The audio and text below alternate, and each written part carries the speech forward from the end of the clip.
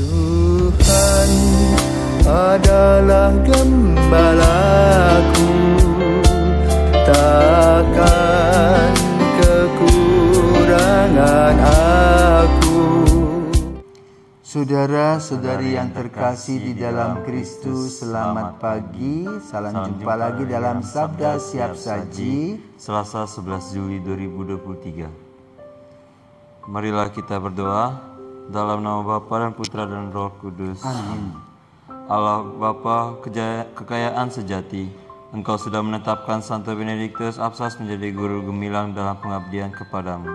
Semoga kami mencintai Engkau melebihi segalanya dan menempuh jalan hukum-Mu dengan sepenuh hati. Demi Yesus Kristus Tuhan kami. Amin. Tuhan bersamamu Dan bersama roh-Mu. Inilah Injil Yesus Kristus menurut Matius. Dimuliakanlah Tuhan. Pada suatu hari dibawalah kepada Yesus seorang bisu yang kerasukan setan. Setelah diusir, orang bisu itu dapat berbicara. Maka heranlah orang banyak, katanya, hal semacam itu belum pernah dilihat orang di Israel. Tetapi orang Farisi berkata, dengan kuasa penghulu setan ia mengusir setan. Demikianlah Yesus berkeliling ke semua kota dan desa. Ia mengajar dalam rumah-rumah ibadat dan mewartakan Injil kerajaan surga serta melenyapkan segala penyakit dan kelemahan. Melihat orang banyak itu, tergeraklah hati Yesus oleh belas kasih kepada mereka, karena mereka lelah dan terlantar seperti domba yang tidak bergembala. Maka kata Yesus kepada murid-muridnya, tuaian memang banyak, tetapi sedikitlah pekerjanya. Karena itu mintalah kepada Tuhan yang mempunyai tuaian, supaya ia mengirimkan pekerja-pekerja untuk tuaian itu. Demikianlah sabda Tuhan. Terpujilah Kristus. Romo, saya ingin bertanya, di Injil dikisahkan bagaimana Yesus menyembuhkan orang bisu dan berbagai pelayanan-pelayanan lainnya. Namun, mengapa pemikiran-pemikiran orang Farisi tadi sampai berkata bahwa Yesus menggunakan kekuatan dari setan? Selamat pagi. Setiap orang punya pandangan. Ya, pandangan itu tergantung pada pengetahuan.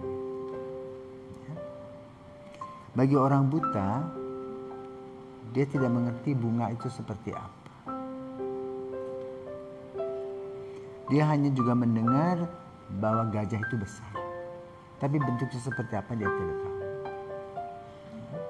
Maka kita juga tergantung pada pengetahuan kita masing-masing.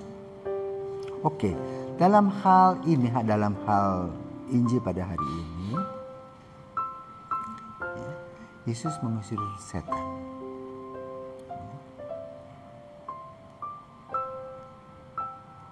Dan tentu setan itu diperkirakan bertingkat-tingkat. Sama mungkin seperti kita sekolah TK, SD, SMP, ya, pengetahuannya dan kekuasaan lebih makin tinggi. Dan itulah pengetahuan orang-orang yang menyembah dewa-dewi berhala. Tapi bagi Yesus bukan masalah itu.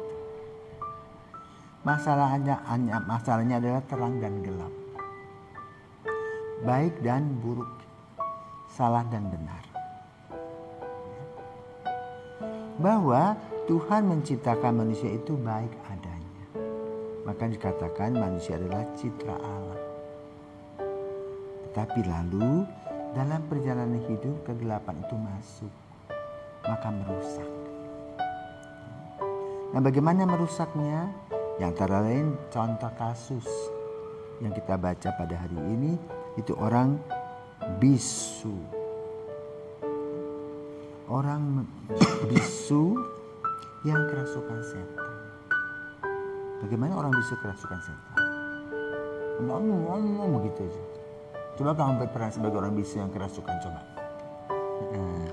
Gimana? Ngomong. Nah, seperti itu toh, ribut mengganggu orang, ya kan? Dan biasanya kamu tenang-tenang saja, biarpun kamu bisu kamu senyum-senyum, kan gitu. Sekarang ribut mau mengganggu, ya. Jadi dianggap sebagai tadi dikatakan sebagai kerasukan setan.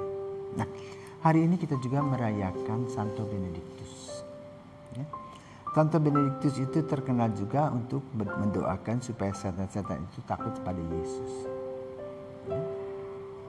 Kenapa? Banyak di tempat di mana dia tinggal dulu. Ya. Pertama kali itu Benedictus itu kan ini baru abad ke-5, ya, abad ke-5, di mana dia tinggal di gua-gua.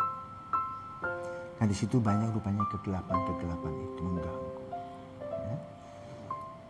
Maka dia banyak duduk bertapa, bermeditasi untuk mengusir setan-setan itu. Sampai kemudian dia mendapatkan tempat yang tetap, yaitu ya, kalau para susternya di Orte, Benedictus ini pertama kali di Subiaco, kemudian pindah ke Monte Cassino sampai sekarang. Tentu banyak gangguan-gangguan tadi yang sebut tadi setan itu. Ya. Maka dengan kekuatan meditasi dan berdoa dalam nama Yesus, dia bisa mengusir setan. Apalagi yang dalam Injil pada hari ini, ya, Yesus sendiri yang berhadapan. Ya. Nah lalu apa dampaknya bagi orang yang kerasukan tadi? Ya. Yang mengganggu itu tidak bisa bertahan, tidak bisa tahan menghadapi Yesus. Maka kita pun juga sebagai seorang beriman tidak usah takut dengan hal seperti itu. Berdoalah doa yang diajarkan oleh Yesus sendiri. Bapa kami itu kekuatannya luar biasa. Ya. Sama seperti kehadiran Yesus dengan doa itu. Ya. Maka orang bertanya, kok bisa hanya begitu saja? Yesus datang saja, setannya takut. Maka Yesus punya kesaktian apa itu? Itu pikiran orang sederhana. Karena memang orang belum tahu siapakah Yesus itu. Yesus adalah Allah yang menjadi manusia. Ini belum sampai pemikiran ke sana. Maka orang hanya mereka-reka, termasuk para rasul. Bukankah para rasul ketika Yesus ditangkap kabur? Ya, baru ketika Roh Kudus menerangi mereka baru menjadi jelas. Ya, tadi malam kemarin tanggal 9 itu seminari merayakan 70 tahun seminari.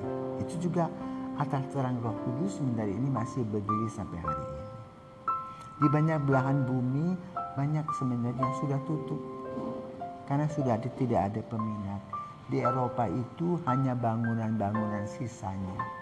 Orang-orangnya sudah tidak ada di sana. Nah kita bersyukur dengan terang Roh Kudus kita masih bisa berjalan.